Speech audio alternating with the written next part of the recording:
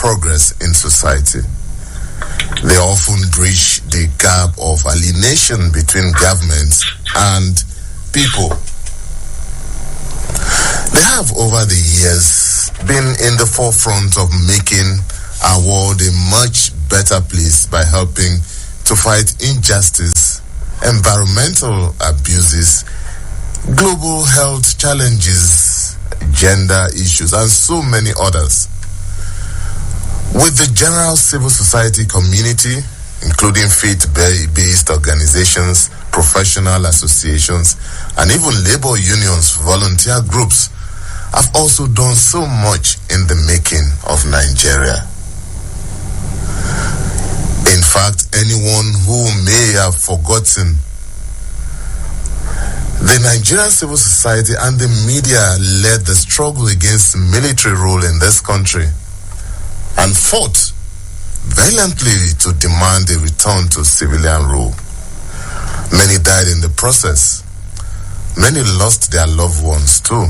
Hundreds of people fled into exile. So now the question is, what happened along the line? Observers believe that the passion has dwindled. The fervor is all but gone, and so many apprehensions in the public space. This has become a source of concern. The time has come for soul searching within the Nigerian civil society community.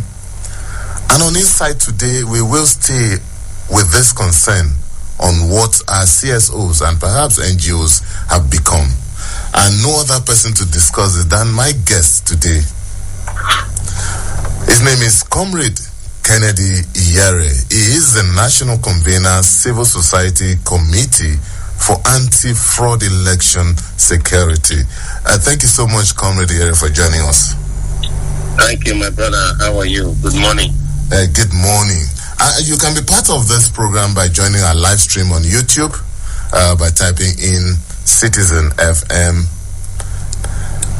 and you will be part of the show online. You can also listen to us online on www.citizenfm.ng, and not forgetting our social media platforms, which you can be part of on Facebook at Citizen FM Abuja, on Instagram at Citizen FM 937, and also on Twitter at Citizen FM 937. So that's going to be the scope of the program today.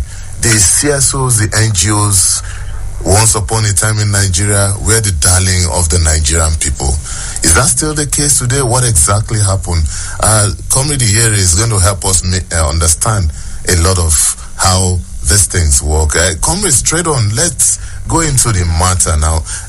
Let's start this way. During the military era, the CSOs were at the forefront of holding government to account. They galvanized the citizens into action on many occasions in conjunction with the media. But these days, some commentators believe those were the glorious days of the CSO. What exactly do you think happened? Yes, my brother, thank you again for bringing me back to your studio. I've always found it joyous on my own side, being part of your conversation, especially on critical issues like this. Comrade Kennedy raised my name once again, and I'm happy because today you are really focusing on my very territory, my own territory, my own people, my own sector. We call it the social sector. The NGOs and the CSOs and the FBOs and others. Well, what happened then when the NGOs were NGOs indeed, and the CSOs were CSOs indeed, and the FBOs were FBOs indeed? What happened then was that the people who championed and led these organizations back in those years or days were driven by the selfless desire to serve the people. The selfless desire to serve the people. Serving the people without expecting to make some material benefits. That does not rule out the fact that they will not take care of their families. Don't get me wrong. You can actually still take care of your family without going extravagant, without cutting your eyes, without throwing caution to the wind in terms of living a life of opulence or affluence. Then they were driven by the passion to serve and to live up to their own name and their callings, which was what then the non-governmental organizations and the civil society groups or organizations were actually formed to do as part of the social sector. Nowadays, what drives people is what they get. I'll give you a good example. It's like you asking me what happened to the nurse of those years and the nurse of now. You remember, nurse was like a CSO then. You cannot talk of how the military the military people were forced out of power without giving credence to nurse as one of the major blocks that championed that cause. That was when nurse was nurse, and not now that politicians have infiltrated the nurse of today.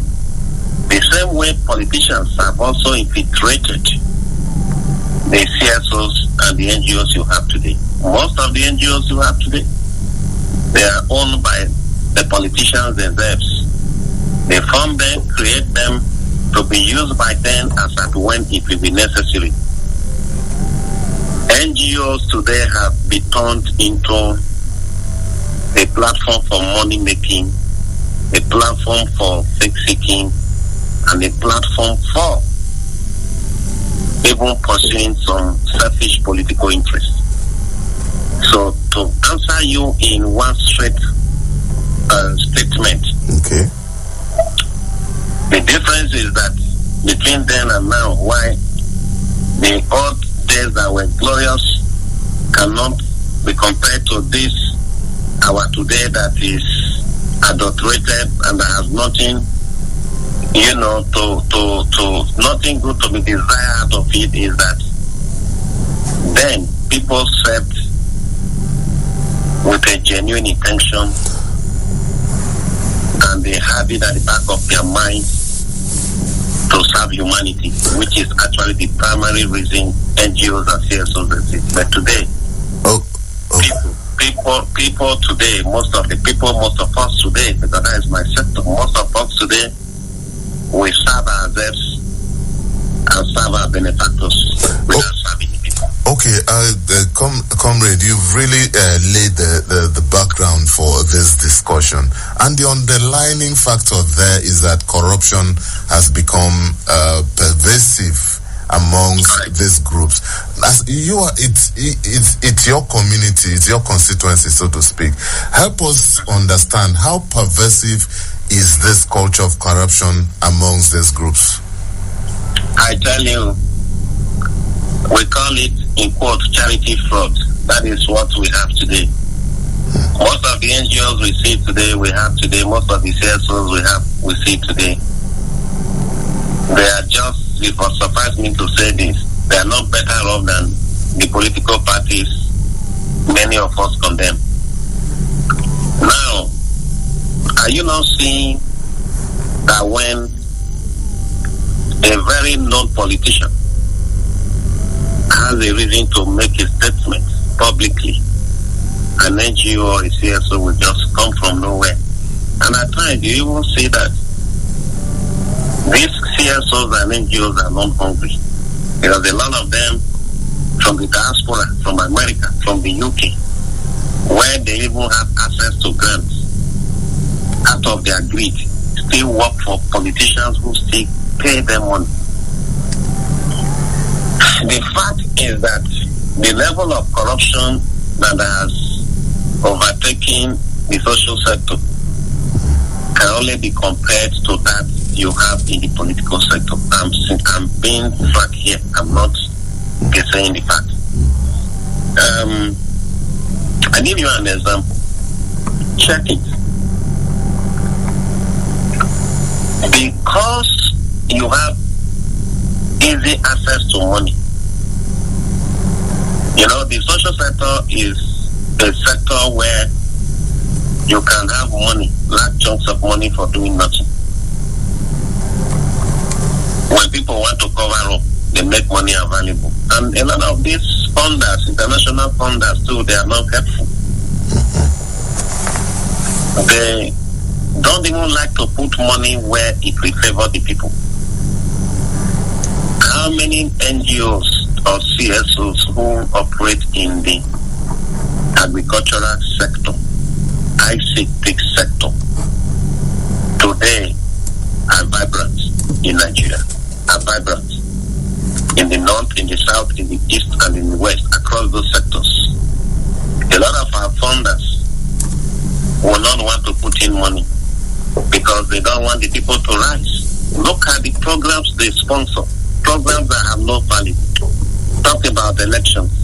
They'll put billions of dollars, billions of pounds, billions of euros. And I tell you now, the last election we did, if only you will allow me enough time to come back to you, I will give you the record of how much money a lot of NGOs and CSOs got. I'm sure we'll talk about that some other time, comrade. Now, it will shake your head that it runs into tens of billions of naira. And yet we have, we had a controversial election. Did you ever see CSOs hit the street in protest? When I use the word, what has happened to civil society situation? I'm giving you an example where you have most of the frontline, so-called frontline CSO coming together to monitor the election. Don't forget we were the one that actually prevailed on the National Assembly and on Buhari to create that law. When the law was broken by the people who regulated the law, why did those CSOs not come together in their tens and hundreds and take a stand? And that would have solved all of these problems we have today, that we have to use billions of naira to pass through this court phase. And this court phase that we are passing through, lots of billions, if not even trillions, will be lost. This money would have been deployed into the production sector, manufacturing sector, for job creation. So at the end of the day, what happens is that we take one step forward, 10 steps backward. These NGOs are corrupt. Even their funders are not helpful because they know that they are putting their money in those projects that will not give us any headway, that will not give us any facility economically. Then why are they not funding those who are into cooperative agriculture, those who are into e-commerce? Why are they not funding them? They fund elections. How do they fund their elections? They give them millions of naira, millions of dollars as grants, millions of euros, millions of pounds. And these people do nothing. They sit in Abuja. And when television stations want to grant interview, they flash one advert in pidgin and in English, with English. And a lot of people in the rural areas will not even, who have no TV, will not get to see that. And you see, at the end of the day, they will tell you so and so organization is more financing them. Okay. Now, why are they not focusing on empowering rural women so that they can have access to fertilizer, access to other things they need to produce what we eat today? Then have money in their pocket and begin to reduce the poverty gap. They won't do that. And what they do is when they are not here, they are in Paris. They are not in Paris, they are in Washington, D.C., great conferences that will never have any meaning. So now, before I allow you again to come up with the other question, NGO, CSO, the name for it is social entrepreneurship. It has become a money-making, in fact, it spends money nowadays. Okay. Because some of them get as far as $5 million grants. They have no plan. And all this money will be spent on attending conferences, appearing on television, and then traveling from one place to the other and using the biggest hotel. What they do, I'm sorry, I must make this point. What they do is any town they visit for any meeting, they use the most expensive. They stay in hotels that you can pay as much as 50,000 per night. They don't use hotels that are not in the city center that has no name. And they meet, they spend money, and they write reports that will have no economic or social use. Okay. Now, they are being pushed into this just because they want to remain noisemakers and enriching themselves. A lot of them have choice properties. Okay. In choice areas, in different cities. Okay. Comrade, we need to move on. There are a lot of issues I want us to look at. But the whole idea of the CSOs and NGOs, at least I still remember those days in the university, was volunteerism. You had activities and advocacy by people who had regular jobs. I still remember the CDs of those days, the Campaign for Democracy, the Campaign for the Defense of Human Rights, the former Dr. Beck Oramson Kuti, Oliza Bakuba. These were foremost people who powered the CSOs. But these days you have a one-man CSO, you have a family of 3 CSOs and stuff like that. Is it really an impossible task to start thinking of sanitizing the whole industry? Yes, they are not, like you said, they are not regulated. If you look at the CLO of those days, CHDR, Committee for the Defense, CDHR, Committee for the Defense of Human Rights. Go like Falana, Beko Lasankuti, they were out there. Check their backgrounds. These people were established lawyers, having what they do. See, let me say this to you. NGOs and CSOs, what do they do? Let me start by giving you that definition. Non-governmental organizations. They are non-governmental in the sense that they do public services, assisting the government to cover up some gaps. There are certain things the government may not be able to achieve.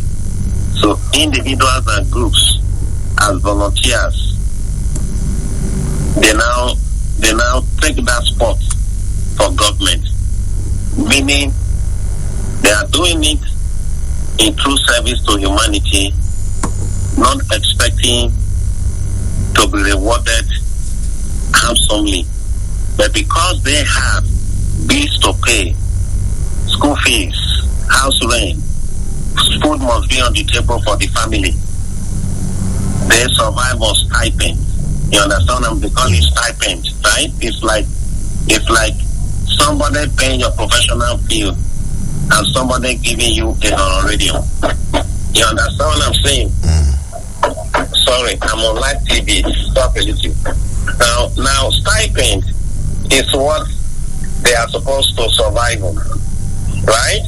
Now that stipend means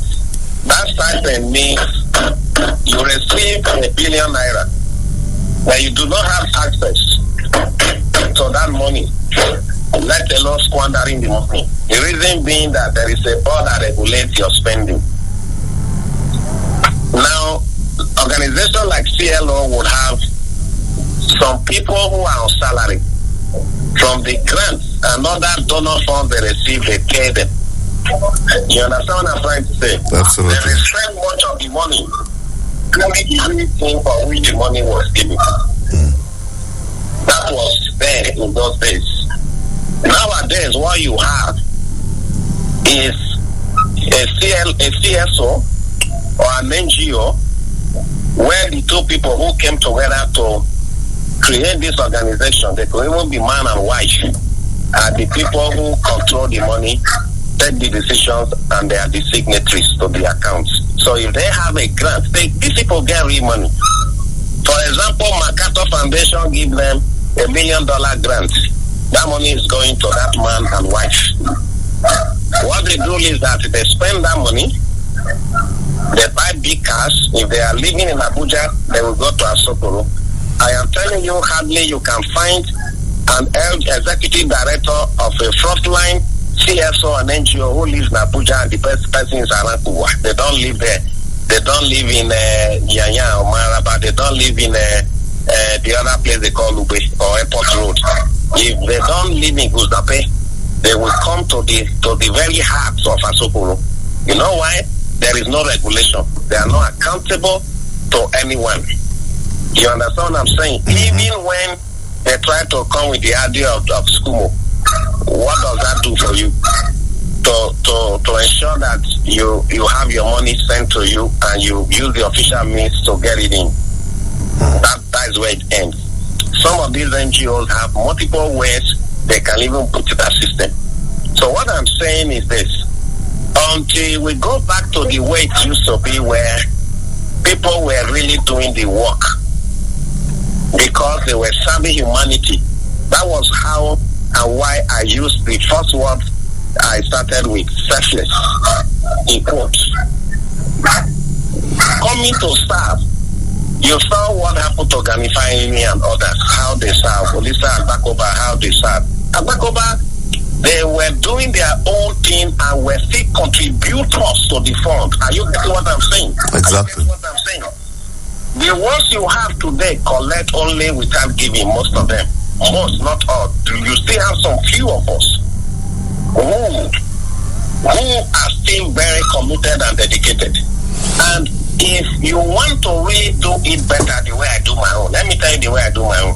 Okay. I have the money I spent because I invest in social enterprises. Okay, comrade, I'm afraid we need to take a short break now. And when we return, we will talk about the positives in the CSOs, because I know that there are positives. And we'll also look at the laws. Do we need to tinker with the laws, registering them, and other things like that? We'll be back. Insight will be back in a moment. Please don't go away.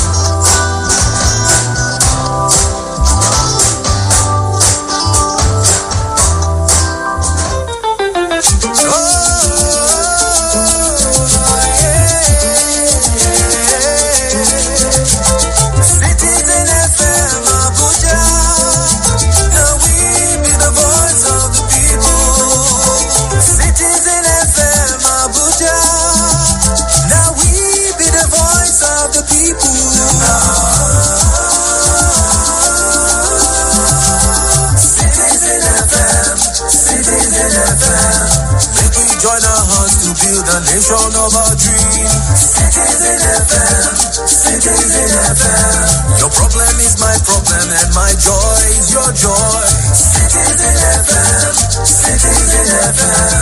Make we join our hearts to build the nation of our dreams. Citizen FM, Citizen FM. Your problem is my problem and my joy is your joy. Citizen FM, Citizen FM. Citizen FM, Citizen FM.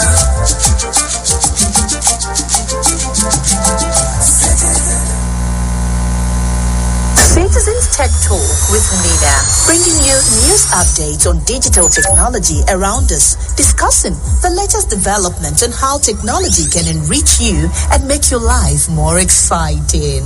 Citizens Tech Talk with Mina. Welcome to our world of technology. Every Wednesday, 11 a.m. to 12. Citizens Tech Talk with Mina, expanding our global reach through technology. I say get out of my house. How we don't get out? You go hard, you you. If you make a 10 slap on me, something goes scatter in the walk on the air, I'm shingam when it's got do it, me do it, got Atabi. Angbanev, the year in Kwaya, Shingam Bagachi, doing me sit to my myongo, in at the Uti, Sha Etioki, Citizen FM 93.7, Gadioka Shin, or one Angbanev Kwa, Ngwankwa, Mashi, and Kwachi, Amacho Tom, Ihemion Danza, Ahwa, Aha, Ati Uti Chi, Kati Wasi, Sha Etioki, Citizen FM, Ati Uti Chi,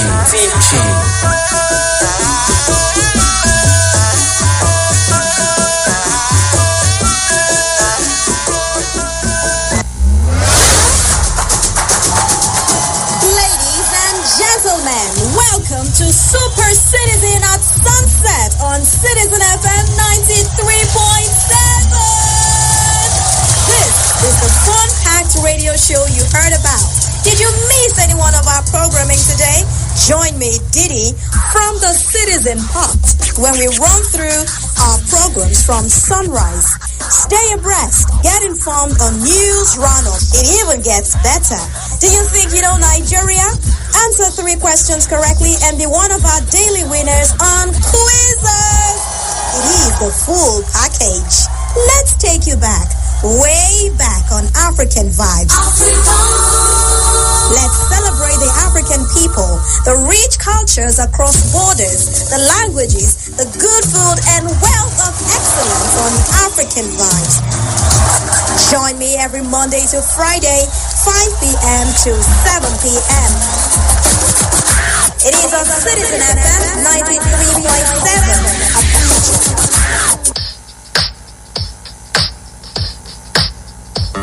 Abuja, let's talk about it on our favorite radio station.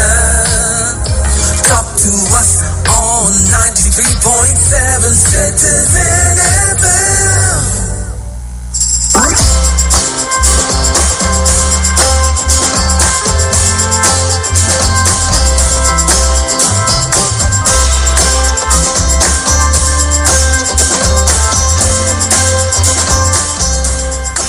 Thank you for staying tuned. It's still Insight on Citizen FM 93.7. My name is Lawrence Umoette, and we're discussing the civil society organizations, the non-governmental organizations, and other civil organizations in Nigeria. We are looking at those days that we remember, and we used to say what exactly is happening now. And my guest is Comrade Kennedy Iyere. He is a national convener, Civil Society Committee for Anti-Fraud Election Security. He's been helping us in the last 25 minutes or thereabouts to look at the issue. Yes, you can join the discussion by joining our live stream on YouTube. Type in Insight on Citizen FM 93.7. You can also listen to us online on www.citizenfm.ng.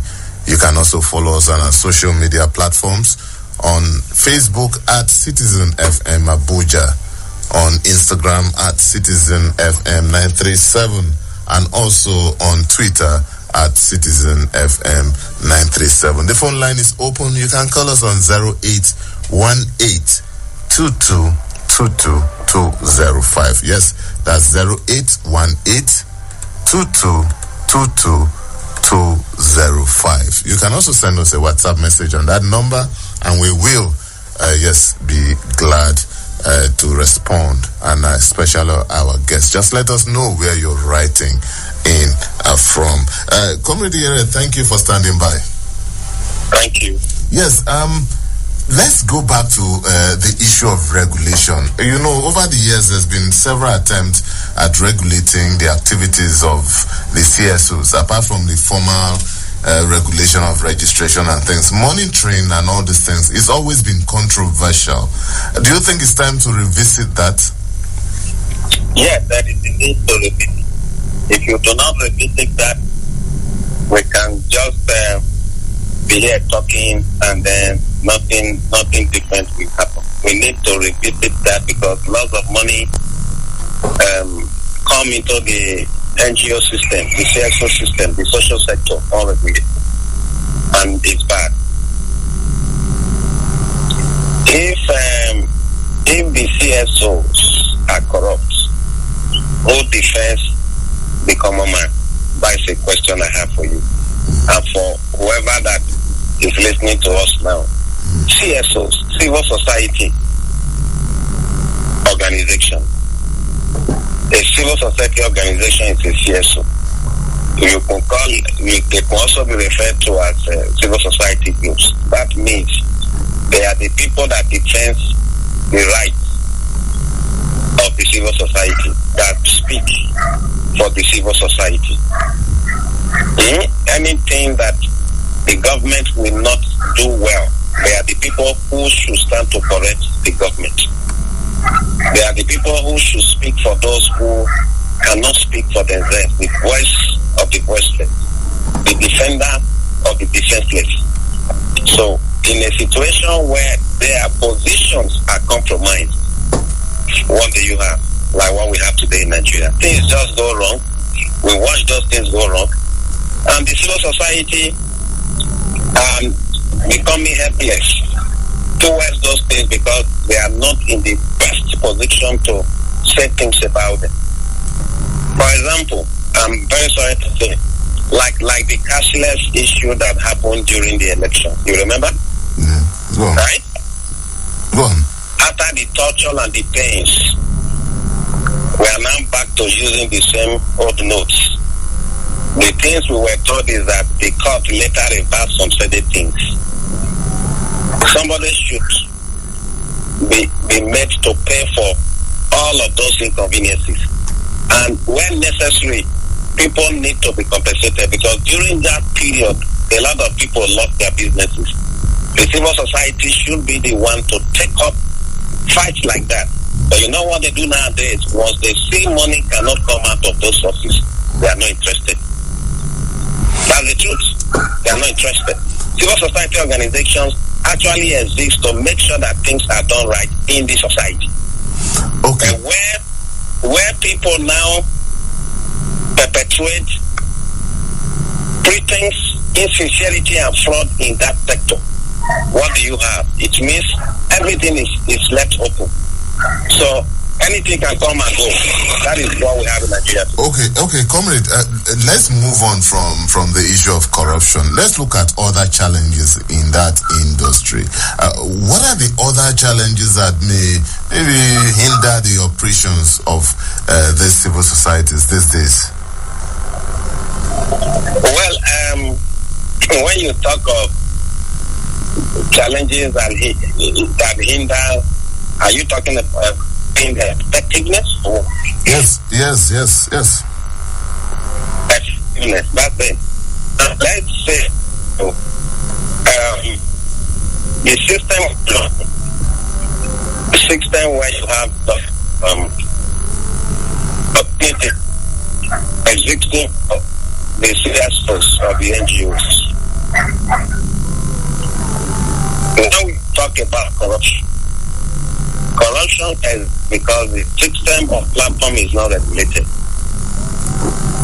So if the society actually wants the activities and the services of the CSOs to exist and actually exist to favor the people, the first thing they should do is to create a platform by which or through which the activities will be regulated. And those platforms should not be regulated or controlled exclusively by government.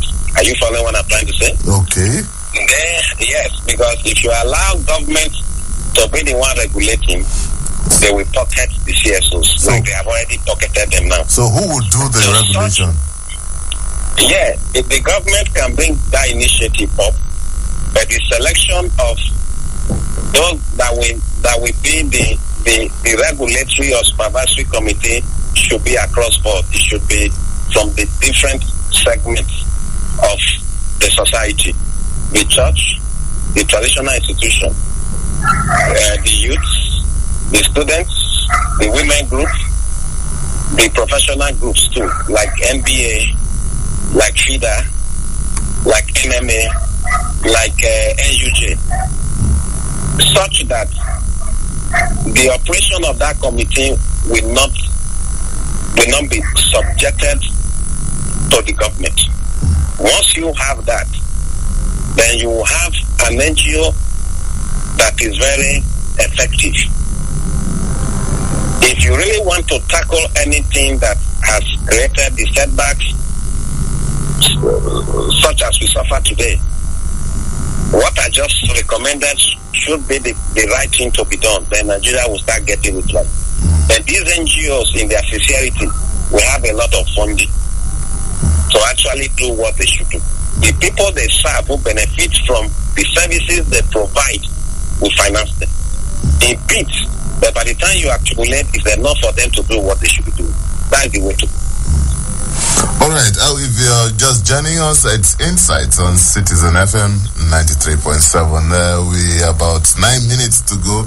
And Insight today has been talking about the CSOs, operations of the CSOs, challenges of the CSOs, and every other thing that has been happening around that industry. And our guest is a member of that constituency, Comrade Kennedy Iyare. He is the national convener, Civil Society Committee for Anti-Fraud Election Security. You can still call us on 0818-22-20205. We can take one or two calls, 0818-22-20205. And you can just let us know where you're, if you want to send a WhatsApp message, you can do that on that same number and just let us know where you're writing in from. And our social media platforms are still there. You can interact with us there too on Facebook at Citizen FM Abuja, on Instagram at Citizen FM 937, and also on Twitter Citizen FM 937. Comrade, we are gradually winding down. Now, let's look at the relationship between the CSOs. Okay, before we even get to this, the pictures that we've painted in the last 30 minutes or thereabout might not be a complete representation of what the CSOs in Nigeria are. I'm sure there are very good CSOs with credible personalities who have impacted the society. How do we now isolate these groups from the general ones that have been tainted by corruption? Okay, I'll say this first now. I am a CSO leader, you know that. Yes. Now, this is how I feel it should be done, the way some of us operate. And like I'm saying to you, I've been monitoring elections. Observing elections, doing many things. I have not collected one grant, any for it. The reason is because I'm not in need of it. Okay, are you saying that if you are given a grant, you will reject it? If I have access to sources of grant, I'm a grant expert. The type of grant I work to bring in, they are grants that come in the form of development aid. Okay. So I don't do grant program that I bring the money and I have to spend the money on myself and on people, because some people somewhere overseas. No, I don't do that. I run a lot of social enterprises. For your information, I run one of the largest cooperative networks in Africa for farmers and value chain investment. Those are the type of NGO grants I deal with.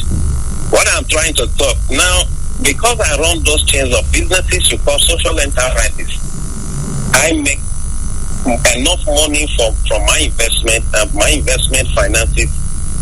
My investment finance my programs and activities. Okay. So what I'm trying to say is that you have a lot of NGOs and CSOs working for the right, existing for the right reason, providing services to humanity in favor of the people who actually need those services.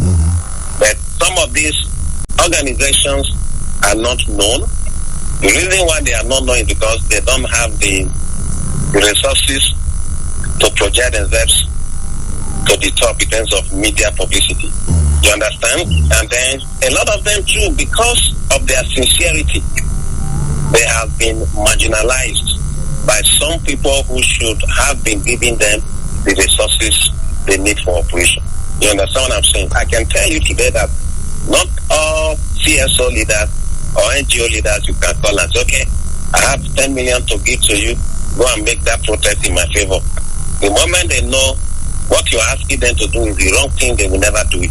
They don't have the resources, they don't even have a robust office, but they are standing in defense of what they know they exist for, because their conscience has actually compelled them to do it that way. So I am saying that there are still over 7,000 prophets that have not bowed to Baal. I hope you understand where I listed that from the Bible. Yes. You understand? When Elijah was saying he was going to die because he was the only good prophet, and God sent a message to him that, look, you have over 7,000 that are doing what you are doing. You have good NGOs, credible NGOs, social NGOs, but the moment they are not known is because you don't have a regulatory committee. If you have that, all these ones that are fake, you hear their names everywhere, we go under, and the real ones will come up because they will be rendering the true services that the people need, those things that will help reconstruct our country. But I really sincerely want to believe that the fraud in the NGO sector should stop. To make it stop, I'm also making an appeal that grantors should look into supporting more of those programs that will create jobs for our youths, to radicalize them, things that focus on agricultural, ICT, anything that will support entrepreneurship, and not elections. Not elections. That's my first recommendation. Because a lot of these people have big grants, and what they do, paperwork, election. Where are we? And when things go wrong, they are not able to come out and take charge and take responsibility. No. The truth of the matter is that the Nigerian civil society, the NGOs and the CSOs are the reasons why we have come to the place where we are today, where the civil society are defenseless. The corruption in the sector, the insincerity in the sector. Today, people want to make big money. They just open an NGO. Even the rich people still use NGOs to collect money. It shouldn't be so. All right. Thank you so much, Comrade. We have to leave it at that. Thank you so much, Comrade Kennedy Iyari, National Convener, Civil Society Committee for Anti-Fraud Election Security. It's always a delight listening to you and having you as a guest on Insight. Thank you so much. Thank you, my brother. Thank you for being here. Thank you. Thank you so much. Yes, so that's our package on Insight today. The program returns tomorrow for a final edition for the week. My name is Lawrence Umoette.